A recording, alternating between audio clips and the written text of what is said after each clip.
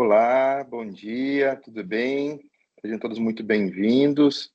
Nossa live sobre reforma tributária. Vou aguardar alguns minutinhos aqui, tem muitas pessoas entrando. São quase 100 pessoas na live. Acho que vai ser um bate-papo muito interessante, muito bom.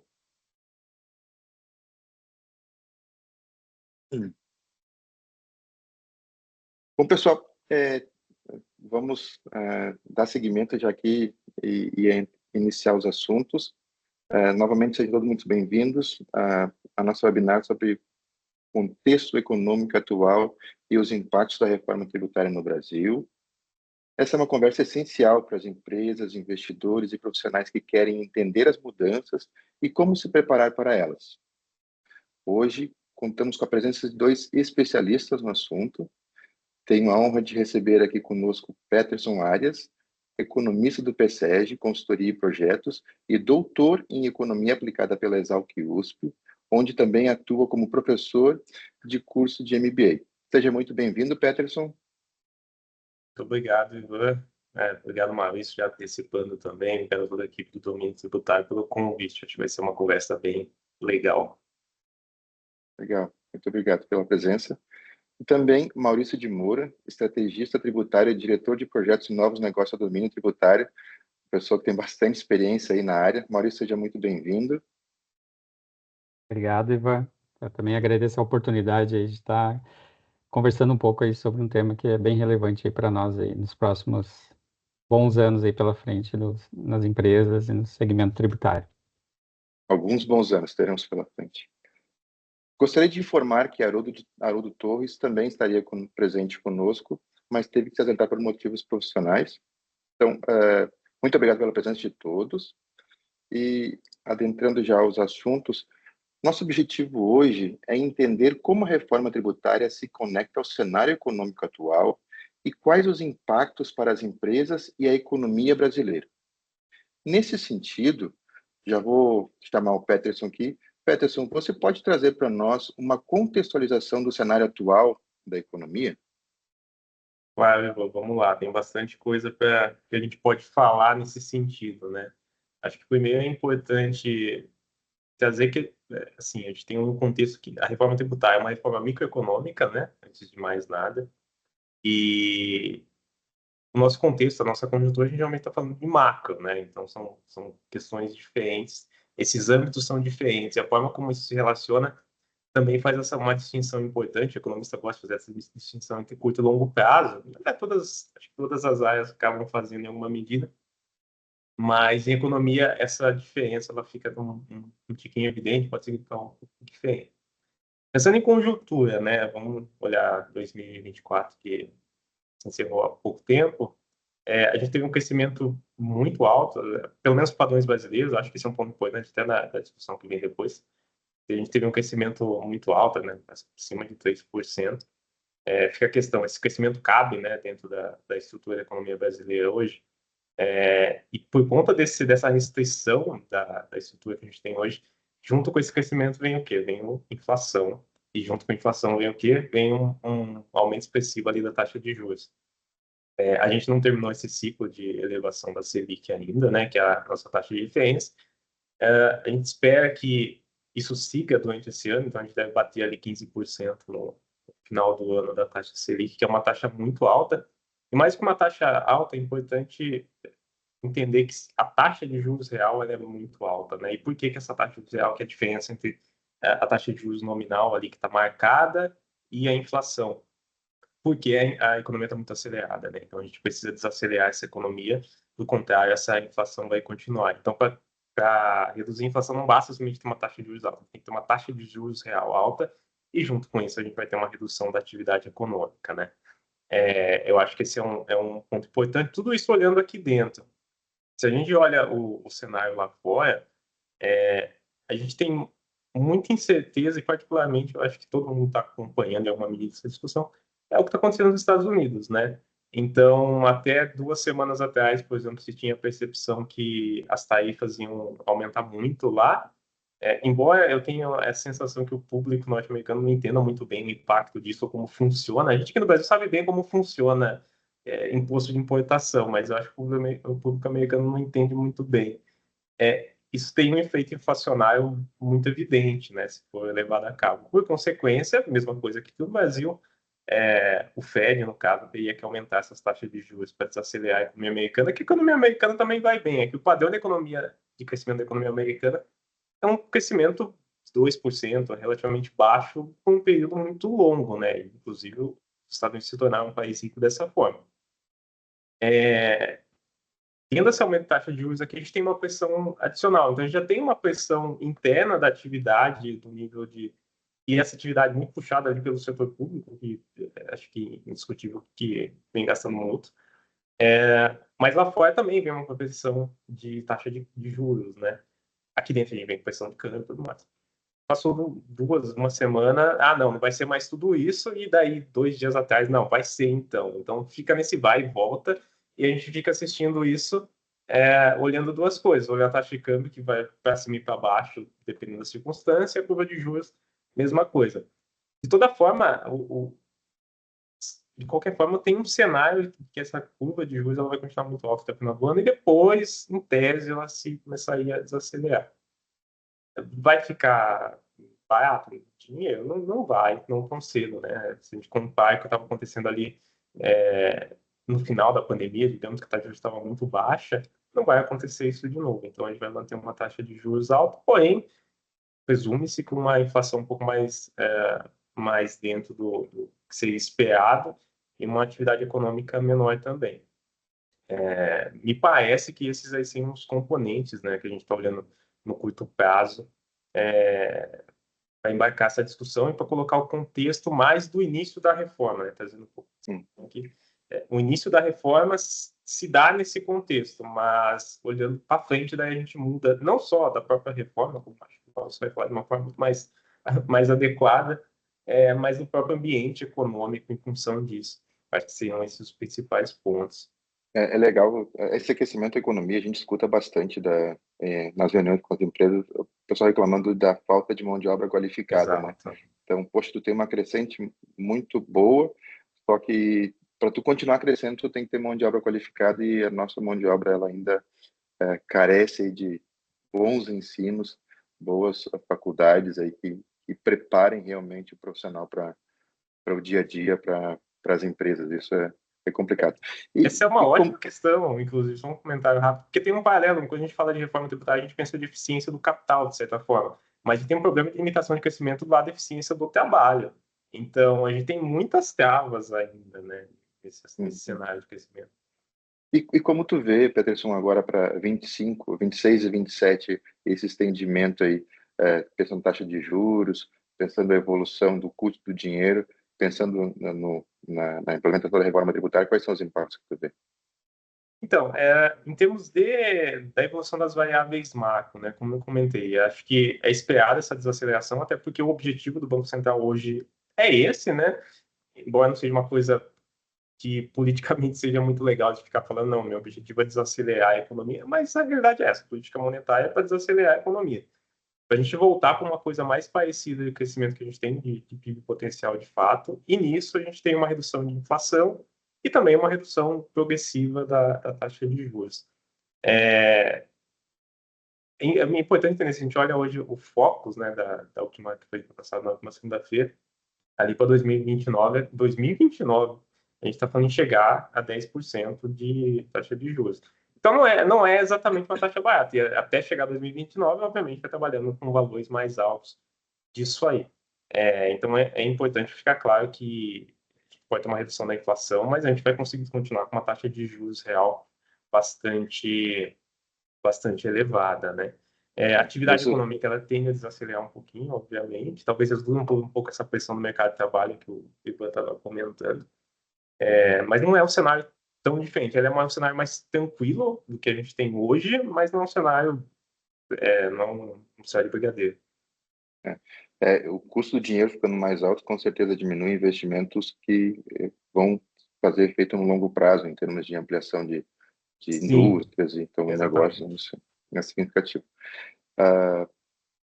Indo nesse sentido, Maurício, como tu vê o cenário econômico e como você poderia contextualizar a reforma tributária para nós agora? Bom, Ivo, assim, primeiro fazendo um compilado, né, da reforma tributária, né, a gente está num período aí de regulamentação, ou seja, pré-implementação da reforma tributária, que ela entra e começa um período de transição aí em 2026 para a CBS, que de fato ela entra ali em 2027, né, substituindo o PIS e COFINS e o IPI sendo extinto e entra numa figura aí do imposto seletivo para alguns setores, né? Eu vejo assim que nós estamos num período bastante importante, né? Que foi comentado para a gente, Peterson comentou ali para a gente um contexto econômico, e agora a gente fazendo uma correlação, a gente tem uma estabilidade econômica e política bastante grande. Até a gente, nas últimas notícias, se fala muito aí da viabilidade da implementação da reforma agora, nesse tempo, curto espaço de tempo, e daí a gente começa, daí tem um ponto bem importante, né, que está relacionado à mão de obra. Para as empresas vão faltar até mão de obra de tecnologia da informação para poder fazer essas mudanças em sistemas, enfim, para poder fazer essa adaptação, né? Uma corrida que os empresários estão tendo aí e isso vai restrição de mão de obra, subsistente, a contrapartida é aumento de custo para as empresas implementarem. Então, a gente está falando de uma reforma tributária que ela vai vir, e ela já vai vir com um custo bastante agressivo para as empresas, porque elas já têm restrição de mão de obra, vão ter uma restrição maior ainda de mão de obra específica para a implementação, e o dinheiro, né, com custo bastante elevado, isso vai impactar de forma bastante significativa, né? Então, se a gente olhar ali que a 2027 entra a CBS e a IBS começa a sua transição ali em 2029, que a gente está falando que ela começa gradativamente aí 10, 20, 30, 40 e lá em 2033 entra 100% na parte do ICMS e do SSQN. A gente tem um período assim que o custo das empresas vão ser bastante impactados com essa implementação. Mas não somente isso, né? Quando a gente olha a reforma, a gente tem que olhar a reforma, claro, obviamente, olhando se eu vou ter, qual vai ser o impacto dessa reforma no meu negócio economicamente, falando se eu vou ter aumento de carga tributária ou, ou uma eventual até uma redução. Mas o importante é a gente sempre observar que eu estou falando nada mais é do que dinheiro ao longo do tempo, né? Então, quando a gente, muito mais do que eu olhar somente se eu vou ter aumento de carga tributária ou uma redução, quanto de dinheiro eu vou precisar para a minha operação operar nessa nova sistemática. De novo, a gente está olhando a ótica da reforma, muitas vezes, olhando se eu vou pagar mais imposto, se a não cumulatividade plena, que eles falam, que ela é não tão plena, né? Porque a gente está vendo que tem o imposto seletivo, que ele é um imposto, para mim, ele é cumulativo, né? Porque ainda dele ser por dentro dele mesmo, ele é grossapado, eu ainda vou pagar sem ter a possibilidade do crédito de quem estiver adquirindo. Então, são questões que são bem específicas. Daí a gente vai olhando segmentos como o agronegócio, né? A gente fala do imposto seletivo sobre bens minerais. Se eu for olhar o potássio que eu extraio de uma jazida no Brasil, ele vai abastecer o agronegócio. Então, vai ter imposto seletivo. Então, os aspectos, as nuances, né, é muito maior do que olhar somente uma questão tributária de entender, eu vou pagar mais imposto, e todos os estudos indicam que boa parte dos segmentos não vão ter um aumento de carga tributária, que entende esse aumento de carga tributária aquele imposto que vai impactar o meu custo. Mas eu vou pela possibilidade de tomar o crédito e depois de praticamente todas as situações, eu não vou ter aumento de carga tributária. mas eu vou ter muito mais dinheiro andando, permeando a cadeia, né, hoje, do que no futuro do que eu tenho hoje. Então, esse é um ponto bem importante para a gente. ah, É o que eu estou defendendo muito, né? A gente não olhar somente se eu vou poder creditar ou debitar, né? Mas quanto eu vou ter que pagar para o meu fornecedor de imposto a mais do que eu pago hoje, né? Nós temos casos específicos de serviços que podem ter um aumento de carga tributária, mas boa parte eu vou poder acreditar, ele vai me aumentar o preço, mas eu vou aumentar o meu crédito, que hoje eu não posso fazer.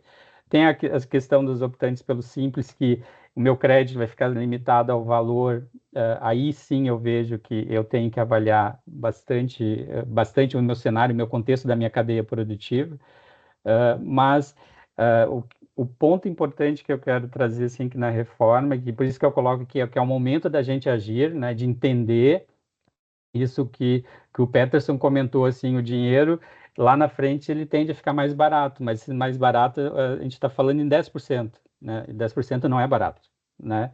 É um custo de capital de giro bastante significativo, principalmente para as empresas que precisam de dinheiro para rodar seu capital de giro de curto prazo. Então, eu reforço muito esse ponto da gente entender, além da tributação, quanto de dinheiro eu vou precisar, minha necessidade de capital de giro, para mim rodar esse novo modelo tributário que todos nós sabemos, no início ele vai ser pior, para depois, ao longo do tempo, ele se equalizar. Mas esse equalizar, conjuntando, fazendo uma conexão com o nosso cenário econômico do Brasil, que ele é impactado fortemente pelas economias globais, ele não se equaliza tão bem assim. Se eu disser que meu dinheiro eu tenho que ter mais dinheiro disponível para minha operação rodar e esse dinheiro custa mais caro, então isso tem que ir para minha conta, tá? Eu acho que a gente tira coisas bem importantes da tua fala, né, Uhum, Maurício? uhum, Uma das principais que eu vejo, né? Vai faltar mão de obra qualificada que tenha competência para analisar toda a reforma tributária, seus impactos e a aplicação dela sobre cada negócio. Acho que isso é uma questão importante, né? O custo do capital, ele está elevado e isso vai impactar porque a tendência é que, da forma como que está, a gente tenha mais dinheiro ou uma exigência de mais recursos para movimentar os impostos na cadeia como um todo. Então, na hora de comprar, tu vai ter um impacto de repassar um maior volume de dinheiro para o teu fornecedor. Então, essa é uma tendência, né? E aí a gente tem que avaliar e se preparar para isso o quanto antes. É, Maurício, pensando em imposto sobre consumo, o que muda agora, né? Está mudando um pouquinho a tributação. Hoje a gente tem duas grandes mudanças, né? Hoje a cobrança do imposto ele passa a ser do destino, né? Que isso é uma mudança bastante significativa, considerando o Brasil, que é um país de dimensões continentais, né? E tem todas. Hoje nós temos um cenário bastante adverso que cada município versa sobre a sua tributação. Acho que isso é um impacto bastante significativo e é um impacto assim até em discussões que se está tendo, né, que no projeto de lei ali do grupo gestor da IBS tá bastante forte, que ele está ainda no Senado para ser votado.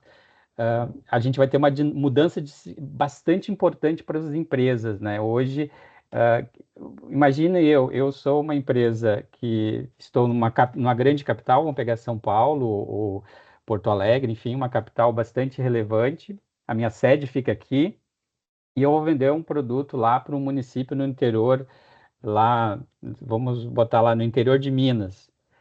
Quem vai ter a alçada, vamos dizer assim, o direito de me fiscalizar é o fiscal que está lá no destino do meu consumo. Então, vocês imaginem isso, né? É uma mudança bastante significativa, isso é uma mudança bem relevante para as empresas, né? No caso da IBS, quem vai ter o direito de me fiscalizar? Eu sei que a Receita já se sinalizou que ela está criando um sistema para poder controlar quem fiscalizou e quem não fiscalizou, mas imagine a dinâmica de hoje eu tenho interação Receita Federal e os estados, município, para quem é prestador de serviço, tem mais, mas muitas vezes é bastante mitigado o volume, agora a gente está falando que quem vai poder me questionar uma eventual tributação é o município lá que está, onde está o consumidor daquele produto que eu estou, ou mercadoria ou serviço que eu estou fornecendo. Então, isso é um ponto que eu acho que é uma mudança de paradigma bastante importante para nós, né? Vamos dizer assim, olhando o mundo empresarial, vai ter essa dinâmica diferente, né? É um regime que, ao longo do tempo, eu entendo que ele vai trazer benefícios por estar simplificando alguns aspectos, né? Eu acho que ele vai ser bastante relevante olhar para as empresas, e até para investidores investir, ele vai ter um sistema mais claro e objetivo da forma de fiscalização e a forma de cobrança. Mas, de novo, eu reforço ali, a gente vai ter um início agora bastante, eu entendo aqui para os próximos 10 anos de bastante,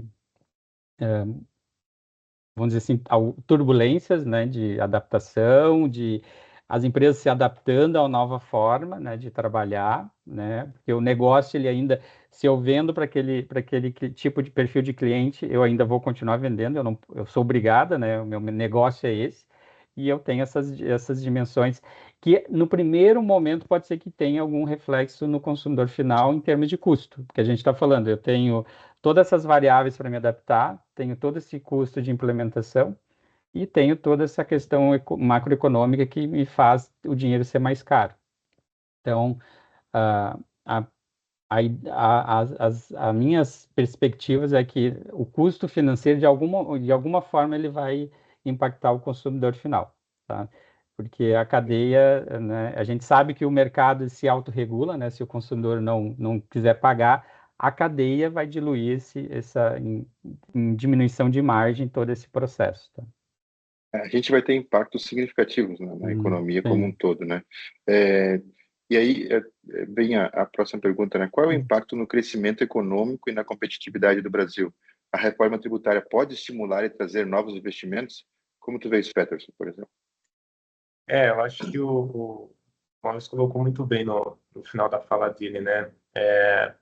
Acho que uma coisa que tem que ficar clara para todo mundo, de novo, também não é uma coisa do ponto de vista político tão legal de se fazer. Você propor uma reforma tributária, implicitamente é você propor que a economia se reajuste em função de um novo patamar de preços relativos.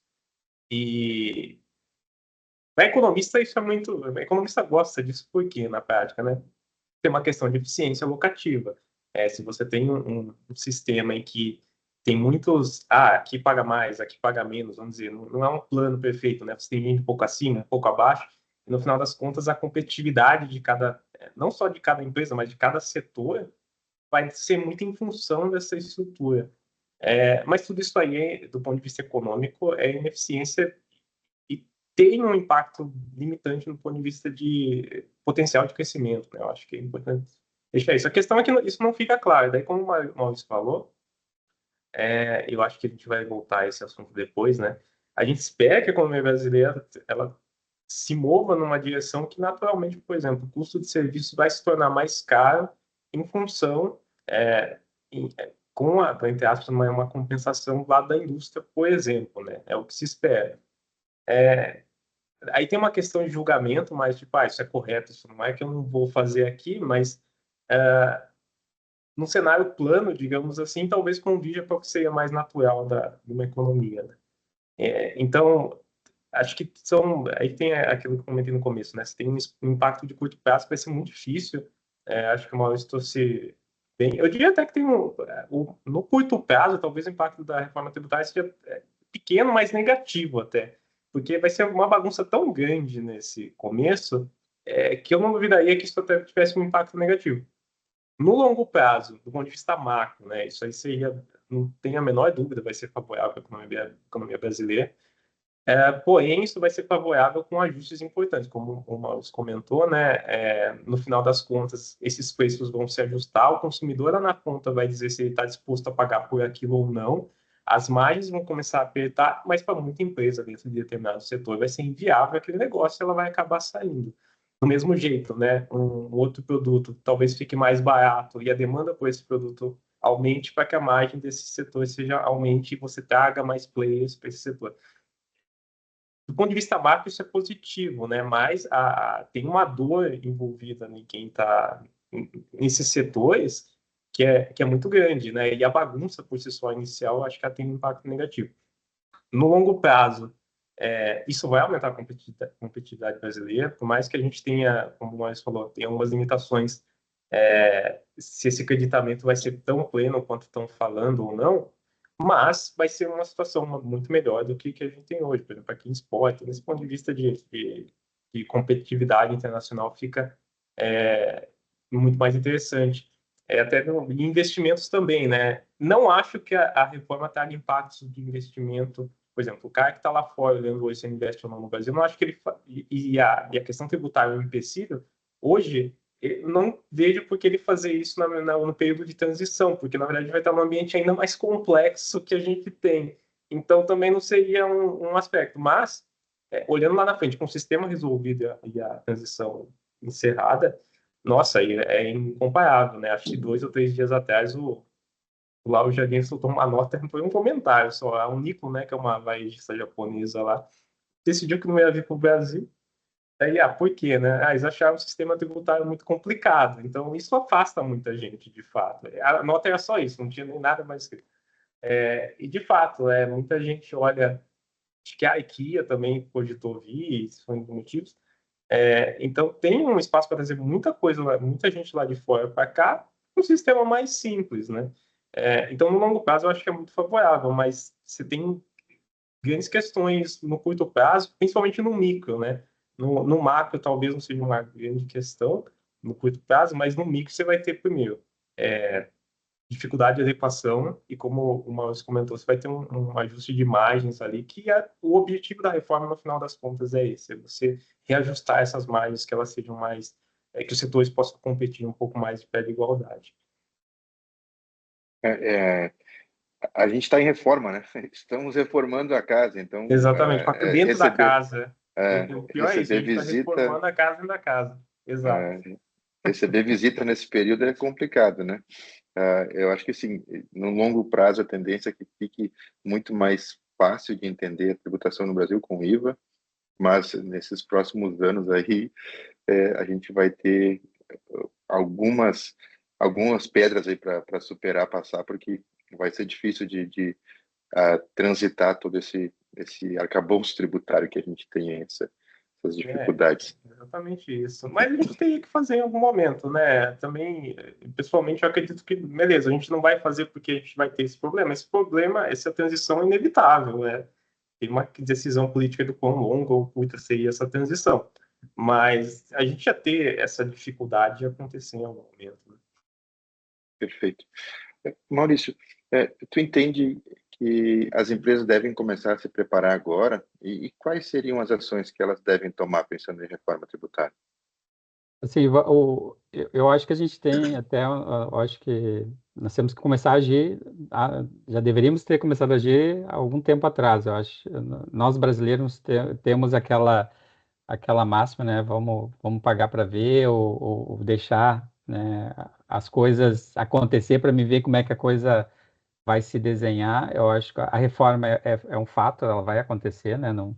Eu não vejo uma alternativa diferente disso. Então, as empresas precisam começar a olhar e, de novo, aquilo que eu comentei anteriormente, eu acho que a gente não pode só se preocupar em olhar se eu tenho aumento de carga tributária ou não na minha empresa.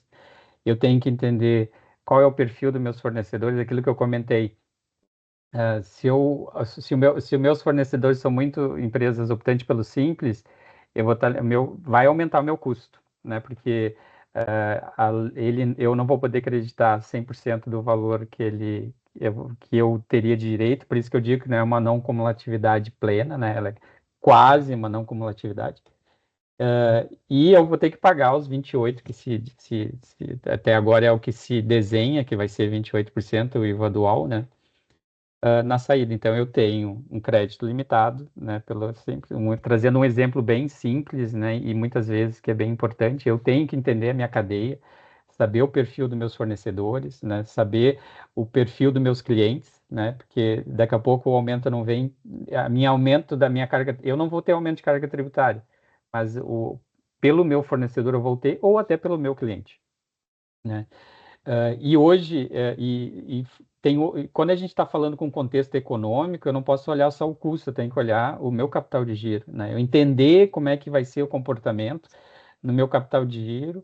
Eu tenho, por exemplo, créditos acumulados, eu sou uma empresa exportadora, eu tenho contratos de longo prazo com meus clientes ou com meus fornecedores, eu tenho que sentar, revisar, né?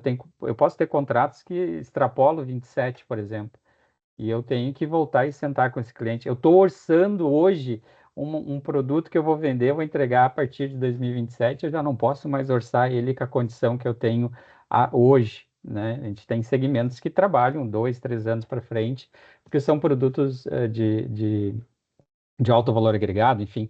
Eu já tenho que ter isso hoje, eu já tenho. E se coloca no lugar do empresário, eu não tenho nem a regulamentação, mas eu já tenho que precificar algo, né? Olhando lá e, no mínimo, colocar um disclaimer que, após a regulamentação, eu vou revisitar essa precificação, algo nesse sentido. E eu sou uma empresa que exporto muito, vou acumular muito crédito, né? E a gente sabe que o governo tem o fast track, que ele está falando lá, que é agora, que na lei complementar 214 fala dos 60 mais 15, né? 60 dias mais 15, mas nós já temos hoje o Fast Track, né, que é o linha rápida, e ele não funciona, né? Eu vou contar com essa opção, ou eu vou tentar trabalhar, entender como é que eu posso, se eu sou um exportador, por exemplo, como é que eu posso trazer ah, eliminar ou diminuir o impacto desse efeito na minha cadeia de aumento de carga tributária, né? Então, a gente fala no agronegócio, vai ter muita compra com diferimento, mas tem muitas lacunas abertas ainda, então é melhor eu entender com base nas regras que eu tenho hoje, né, que eu tenho vigentes até 2027, começar a usar estratégias para minimamente deixar minha empresa mais preparada, com menos acúmulo de crédito ou com a cadeia mapeada, eu analisando alternativas que eu vou ter, que vão existir para mim aplicar lá na reforma e até testar agora, porque agora as regras são bastante conhecidas, né? Todo mundo domina as regras tributárias que tem hoje. Se eu tenho uma alternativa, um regime ou uma forma de trabalhar na minha cadeia diferente, assim, eu falo muito e com todos os clientes que a gente conversa, os empresários, vamos trabalhar e testar agora que as regras são conhecidas e dominadas, né? Se eu dominar essa metodologia, essa sistemática, quando migrar a reforma, eu vou estar muito mais bem preparado, tá? Acho que essa preparação toda, até a Aline Cristina mandou uma pergunta, Uhum. de que forma vocês estão realizando essa preparação? Uhum. Acho que aqui, principalmente analisando a cadeia, né? Analisando a cadeia de clientes, fornecedores, que a gente falasse ali, a questão de contratos, né? Contrato de fornecedores ou de clientes de longo prazo que vão ter impacto para frente. Isso vai impactar no fluxo de caixa, vai impactar na tributação, como vai ser esse impacto no preço, como a gente pode trabalhar isso no longo prazo. Então, eu trouxe coisas bem pertinentes aqui que as empresas não podem deixar para fazer essa análise na hora da virada, né?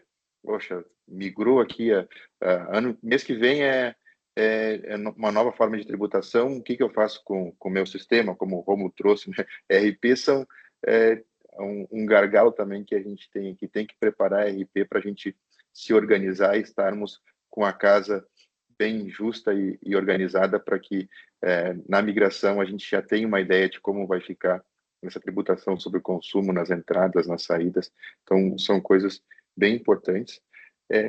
Peterson, como tu vê que as empresas têm que se preparar para a reforma no viés econômico? Eu acho que assim, no viés operacional, você adiantou bem, é fazer um adendo que tem a ver com economia, mas tem muito a ver com o planejamento das empresas. Uma coisa que eu acho que vale a pena começar a olhar, e tem gente que já está olhando estrategicamente isso, né? É a própria geografia da produção, né? Hoje a gente, como o Maurício bem lembrou, a gente está passando por uma tributação no destino, que tem lá seus desafios, né? Mas, em geral, consideram que é melhor dessa forma, né? Porque você elimina a questão de guerra fiscal e tudo mais. Mas isso tem um porém, né? A geografia da nossa produção hoje ela está muito em função desses benefícios fiscais, ou mesmo não seja benefício, mas a própria estrutura ali, de diferenciais de alíquota entre os estados. De repente, isso não é mais viável, né? Na medida que a gente tem um período até que isso se extingua, né? E essa diferença realmente acabe, mas em algum momento ela vai acabar e faz sentido você ter uma instalação muito distante do seu mercado consumidor. De repente, alguma coisa para você começar a olhar, inclusive, desde já, né? Acho que do ponto de vista, isso é de gestão, mas também do ponto de vista econômico, essa mudança é importante. Aí tem várias questões de política pública, como que você compensa isso, tem ali o fundo de desenvolvimento que estabeleceram para tentar usar esses efeitos e tudo mais. Mas, além disso, acho que complementando o que o Maurício comentou, né? Do ponto de vista econômico, no final das contas, vai ser ela enxergar o ambiente econômico que ela está inserida e ver as questões que o Maurício levantou. Então, na questão do fluxo de caixa em particular, do capital de giro, né? Ela vai ter, se espera que ela tenha uma redução ali do prazo médio das obrigações dela em função do novo regulamento. Principalmente quando você sai, por exemplo, da eliminação do PIS/COFINS, que daí é uma coisa mais direta e reta, e não é só questão... E tem gente que hoje não vai estar pagando, vai ter que pagar a partir de então, né? Eu acho que o agronegócio é um bom exemplo disso. Só nesse efeito você já vai ter um componente que vai aumentar essa necessidade de dinheiro ali dentro do negócio. E daí você pode estar começando a se perguntar nesse momento, se preparar qual vai ser a sua estratégia para na frente. Porque você vai ter que sair do seu caixa de certa forma, né? Você vai ter um caixa mínimo maior ali, ou você já está preparado para tomar um empréstimo para fazer isso. E todos esses aspectos são importantes. Não acredito que para a maioria das empresas esse aspecto específico vai tornar a empresa inviável, pelo menos não no agro, né? Mas é bom você entender, até porque você faça uma estratégia mais eficiente do ponto de vista de captação de recursos, né? Vai ser capital próprio, vai de terceiro, ou precisar desse capital mesmo? Não sei, tem que fazer essa conta. De repente você tem caixa suficiente para aguentar esse pacto sem problemas, mas tem que ser feita essa conta, né? Tu trouxe uma questão bem importante aqui que eu vejo que a gente teve no Brasil nos anos anteriores aí muita regionalização, ou seja, empresas indo para determinados lugares por conta de benefícios fiscais, né? No Rio Grande do Sul, por exemplo, saiu muitas empresas do sapato e foram para o Nordeste por conta de mão de obra mais barata e incentivos que tem lá na região. Muitas empresas importam por Santa Catarina por conta dos TTDs ali da região e dos benefícios que se tem. Em algum momento na reforma isso vai equalizar. Então, aqui tem um impacto muito significativo na economia, né? Daqui a pouco não vai fazer sentido para as empresas estarem nessas regiões, porque se extinguiu o benefício que elas tinham frente a isso. E aí eu já puxo o gancho para perguntar para o Maurício. Maurício, pensando em benefícios fiscais e regimes especiais, o que tende a mudar com a reforma?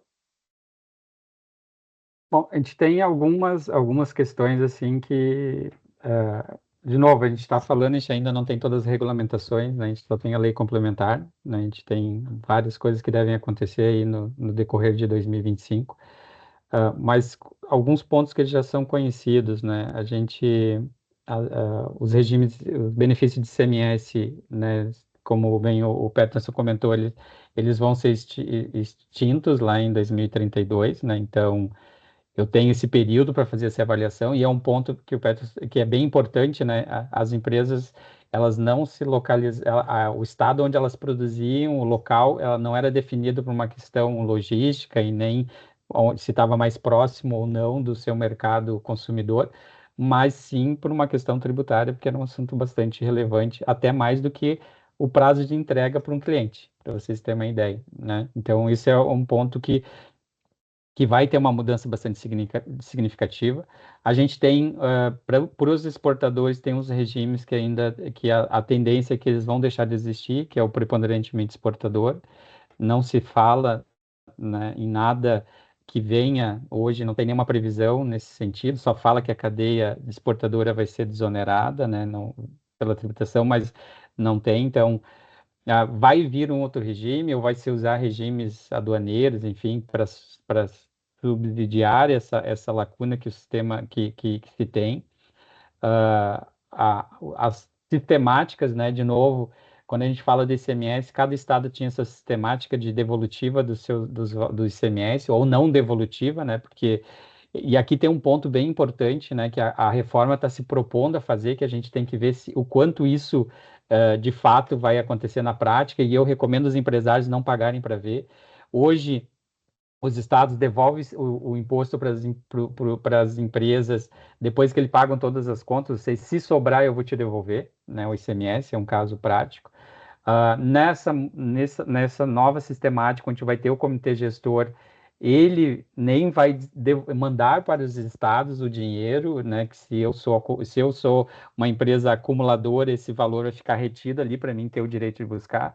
Mas a gente sabe que tem uma dificuldade muito grande dos estados não terem um equilíbrio fiscal de poder suportar assim isso de uma forma constante. Então, a gente tem uma dificuldade, até o próprio CBS, que é da Receita Federal, a Receita Federal tem que custear os entes, né, federativos também, ela tem uma contrapartida. Tem várias dúvidas aqui, e daí eu volto àquela minha fala anterior. Não vamos pagar para ver, vamos buscar alternativas, não vamos ficar dependendo dessa prerrogativa que vai vir a devolução, a gente não sabe. Lembrando que a IBS ela vai ter que pagar a conta tanto do Estado e dos municípios, então é uma matemática, né, nada simples, e daí, de novo, a gente conectando com o cenário econômico, né, onde eu tenho o custo do dinheiro mais alto, onde eu vou ter que buscar dinheiro, e o Estado também tem que buscar dinheiro, né, tanto é que a gente fala muito aí da dívida pública, né, que consome boa parte do orçamento, com juros, né. Então, o Estado também, falando do Estado Brasil, né, como um todo, ele tem todo esse impacto também da conjuntura da fator da taxa de juros. Então, uh, a gente tem que olhar os regimes, aí, sendo bem específico, assim, o regime eu não posso olhar ele só como uma, uma alternativa. Para muitos casos, ele vai ser a única saída para mim buscar aquilo que o Peterson falou de se eu não tiver dinheiro no caixa, e até tendo dinheiro no caixa, né, ele tem um custo esse dinheiro, eu colocar ele na operação, eu tenho que avaliar as oportunidades e as alternativas que eu estou perdendo, né? De novo, não é só eu empresa, né? Eu não posso me olhar unicamente sozinho, eu tenho que olhar a minha cadeia. Se o meu fornecedor perder um regime, ele com certeza vai repassar isso no custo, né? Então, ou se o meu cliente perder um regime, né?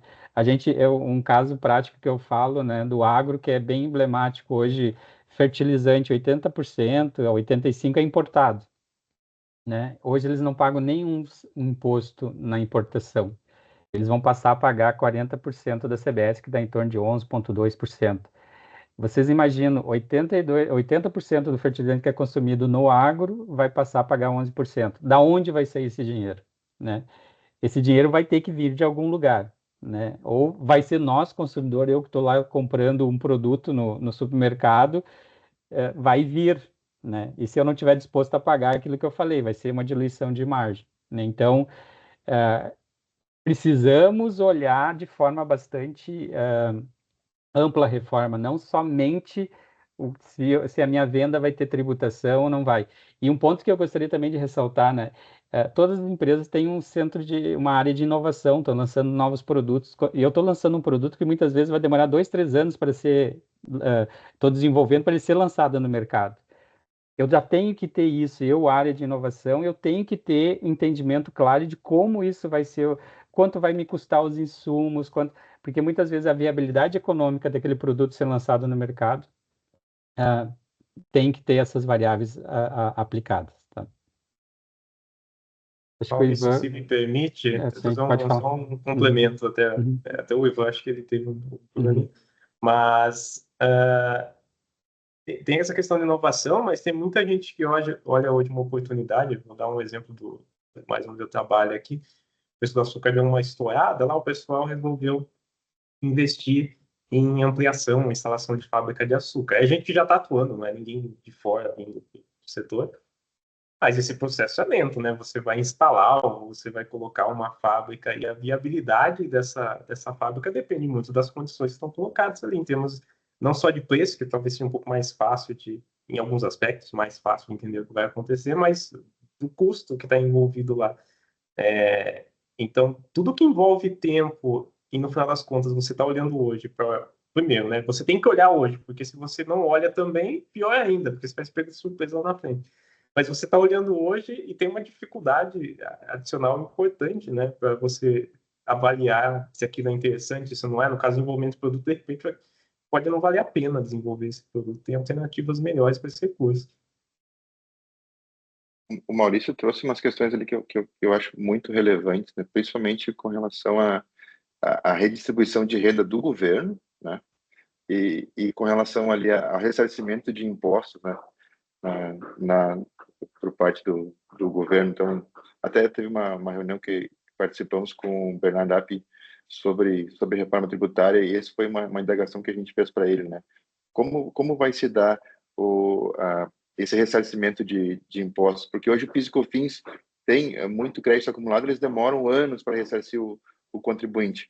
E eles estão colocando que na reforma tributária isso vai ser muito célere, né? 90 dias no máximo as empresas vão estar com esse dinheiro em caixa. E aí essa pergunta que eu fiz para ele falou, mas a gente vai criar um fundo específico para isso.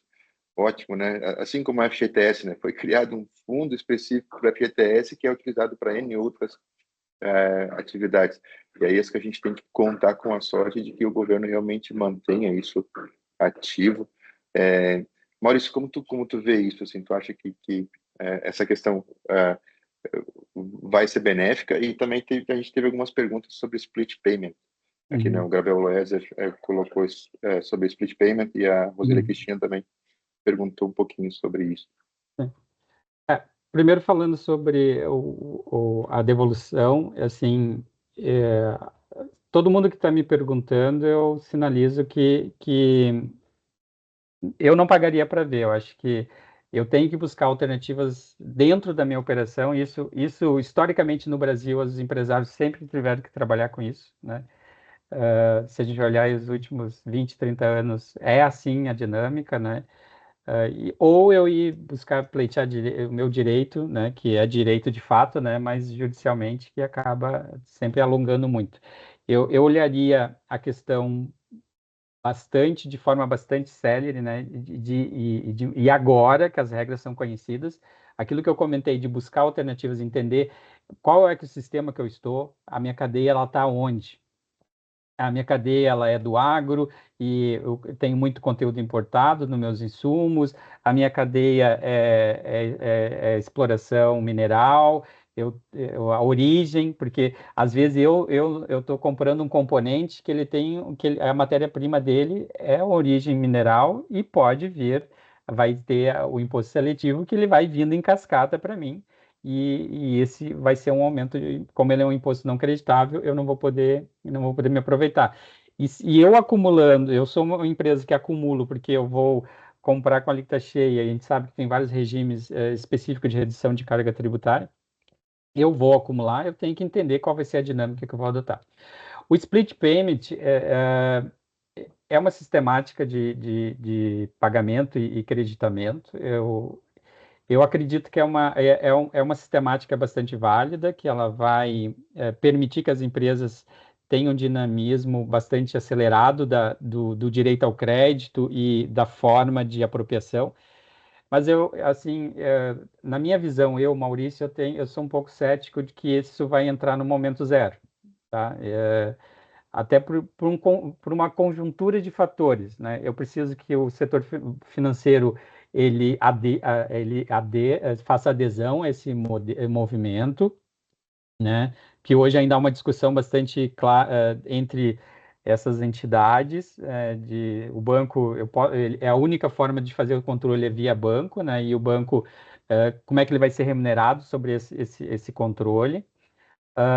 Temos a questão também que agora vamos dizer assim, no final do ano, que a gente tem que foi criado um grupo para estudar de forma mais detalhada, onde Imagina, eu tenho um princípio, o split payment é caixa, né? Ele é um princípio de caixa e minha contabilidade exige que seja tudo competência.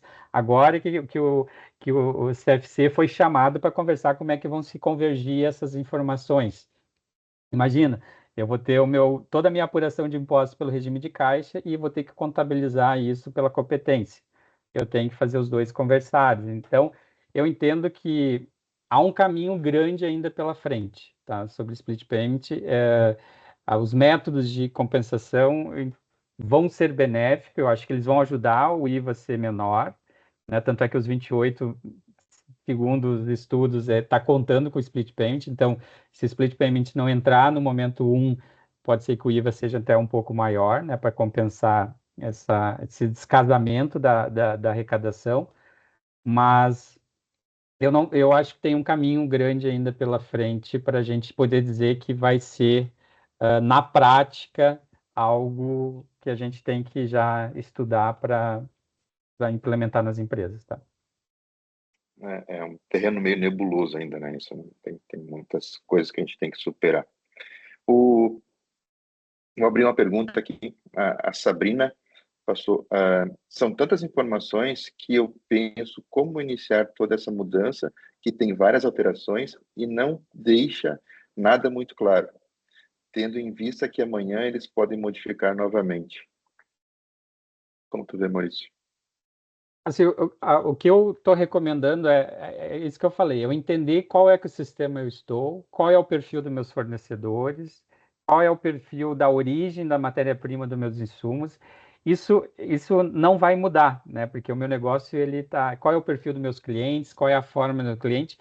Para mim, quando as alterações e as regulamentações começarem a chegar, eu ter clareza aonde vai ter os impactos, né? Então, eu ter bem claro como é que funciona a cadeia, qual é a dinâmica dos meus fornecedores, se eu tenho muito optante pelo simples, se esses optantes pelo simples, qual é a função deles dentro do meu negócio. A gente não abordou, porque a gente tem tantos temas para falar que a gente acaba não falando. A gente tem os bens de uso pessoal, qual vai ser a sistemática que eu vou adotar.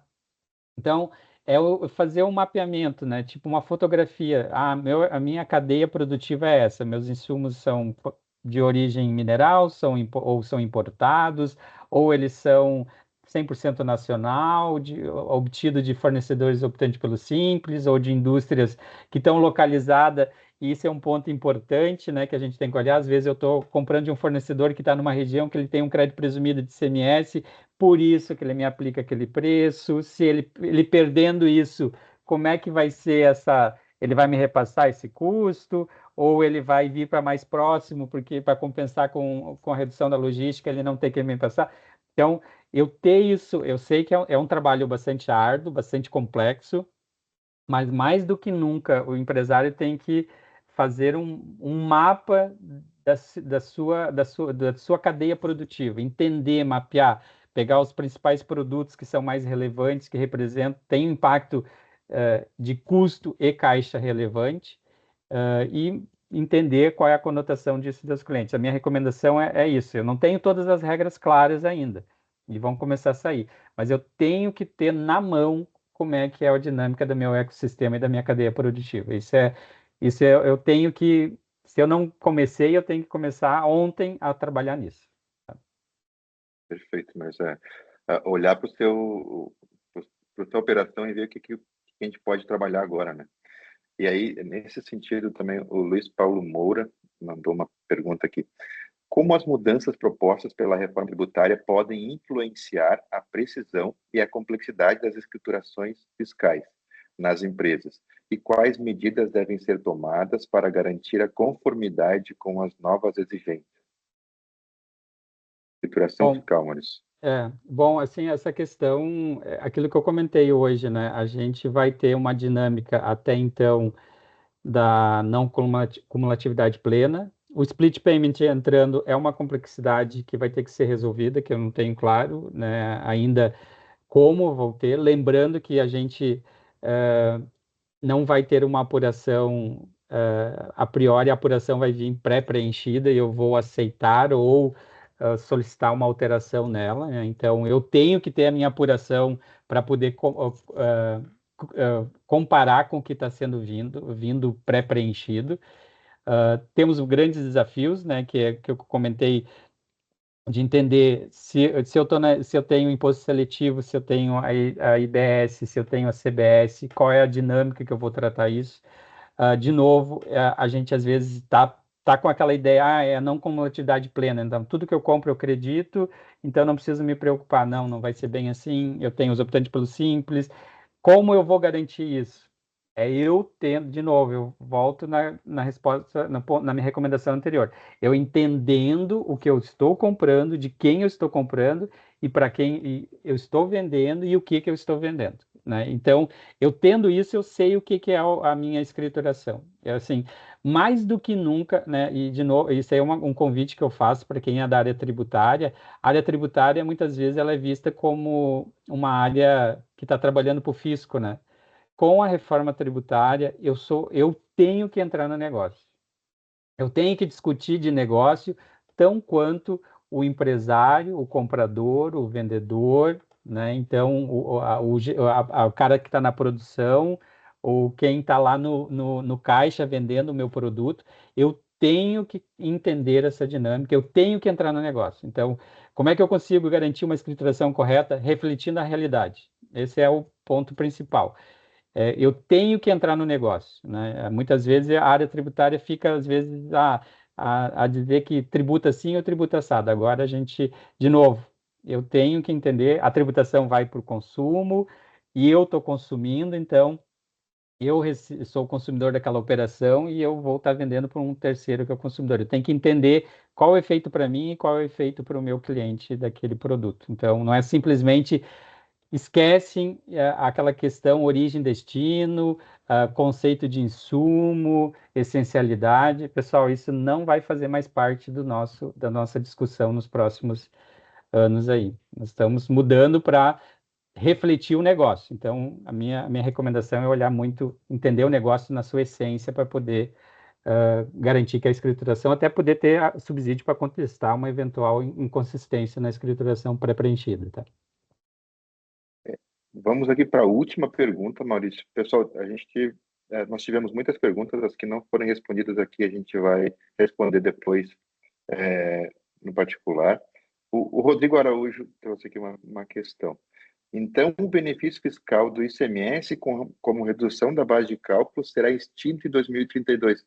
É o que tu falaste dos impactos, né, Isso Maurício? aí, não teremos. Nós teremos outros benefícios, regimes diferenciados para o agro, para setor de saúde, para outros segmentos. A cesta básica, né, vai continuar tendo algum tipo de redução, mas essas reduções que nós conhecemos hoje, elas não existirão mais. Teremos outros tipos de reduções de carga tributária, não os 28, vai ser redução de 60%, de 40%, dependendo de combustíveis também vai ter um regime diferenciado, mas todas as regras que a gente tem conhecemos até então, elas não existirão mais. Eu vou trabalhar eu vou ter que, de novo, como eu não sei qual é a redução que vai ser aplicada, qual é a alíquota, a origem, destino, né? E lembrando que a IBS, ela vai ser uma composição de para fazer a alíquota, né? O estado e o município. Então, se eu estou falando que eu tenho acho que 5 mil e poucos municípios, se os municípios todos decidirem, cada um ter sua alíquota, uma diferente da outra, eu posso ter uma IBS, 5 mil alíquotas de IBS, né? Então, de novo, eu vou ter uma conjuntura um pouco diferente do que eu tenho hoje, que é muito regrado, origem e destino. Agora, e a aplicabilidade do produto. Agora sempre vai ser o consumidor final lá, qual é a função que ele vai dar àquele produto. Se ele é consumidor final, ele vai estar dando continuidade na cadeia produtiva, tá? Teremos uma nova realidade, né? Totalmente Isso. diferente e temos que nos preparar para isso. Bom, hoje falamos sobre contexto econômico, os principais pontos da reforma tributária e como as empresas devem se preparar. A reforma ainda traz muitas dúvidas, mas é essencial acompanhar as mudanças e se planejar para evitar surpresas. Quero agradecer aos nossos convidados, Maurício de Moura e Peterson Arias, pelas excelentes contribuições e pela conversa, pelos ótimos insights muito bem colocados. Antes de finalizarmos, quero agradecer a parceria da Midas Solutions, que há mais de 20 anos simplifica a gestão dos fornecedores de documentos fiscais por meio de tecnologia, com atuação global e integração com os principais RPs. Eles ajudam empresas a ganharem eficiência e segurança, reduzindo burocracia no dia a dia. É um trabalho essencial para quem precisa focar e realmente importa. O crescimento sustentável dos negócios. Agradecemos também a todos os participantes e enviaremos as perguntas àqueles que não foram respondidas de forma particular. Mais uma vez, Maurício e Peterson, muito obrigado pela participação. Palavras finais? Não, antes de mais nada, agradecer o convite, né? Acho que foi um bate-papo legal, aprendi muita coisa também, Maurício. Grande entendedor do todo e também ali dos detalhes do processo. A gente, como economista, às vezes um pouquinho de fora, então acho que foi um bate-papo muito interessante. E, de novo, né? Obrigado, Maurício, obrigado, Ivan, obrigado a toda a equipe aí do Domínio Tributário. Foi um prazer. E obrigado, pessoal, que acompanhou a nossa conversa, é claro. Obrigado ao PSEG e a ti, Peterson. Obrigado, Ivan, pela oportunidade. Obrigado, pessoal. Aí é um assunto. Sou entusiasta da área tributária, né? Eu sempre defendo que a área tributária é uma área, no Brasil, ela é uma área estratégica, né? Não é uma área operacional. E, de novo, estamos juntos aí. Foi um prazer falar sobre esses temas aí bastante relevantes aí para nós no dia a dia. Muito obrigado, Maurício, pela tua dedicação e pelo tempo. Se você gostou desse conteúdo, siga nosso perfil para mais discussões como essa. Desejo a todos um ótimo dia e até uma próxima.